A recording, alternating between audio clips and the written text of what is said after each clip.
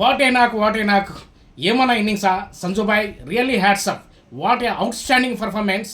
టీమిండియాకి నువ్వు నిజంగా is a great opener. గత రాత్రి జరిగినటువంటి ఇండియా ఇంగ్లాండ్ సెమీఫైనల్ మ్యాచ్లో సంజు ఒక రేంజ్లో రెచ్చిపోయాడు. ఓపెనర్ వచ్చి 89 పరుగులు, సేమ్ విరాట్ కోహ్లీతో సమానంగా ఈక్వల్గా ఆ పరుగులు చేయడము, అలాగే బ్యాటింగ్లో తన డెప్త్ చూపించడం, ఇంగ్లాండ్ పేస్ బౌలర్ అయినటువంటి జోఫ్రా ఆర్చర్కి చుక్కలు చూపించడం, ఎక్స్ట్రాడినరీగా ఇన్నింగ్స్ 250 భారీ స్కోర్ చేయడం భారత్. అలాగే బౌలింగ్ వచ్చేసి మనకి జస్ప్రీత్ బుమ్రా తన ఇన్నింగ్స్లో కూడా మన సంజు బాయ్ ఒకటే చెప్పాడు, is a generation bowler, is a Jasprit Bumrah. తను చాలా డెత్ ఓవర్లో బౌలింగ్ అయిపోతే నాకు ఈ మ్యాన్ ఆఫ్ మ్యాచ్ రాదు అని చాలా గ్రేట్గా చెప్పాడు. ఒక ఆటగాడిని ఇట్లా పోవడం నీకే దక్కుతుంది సంజు.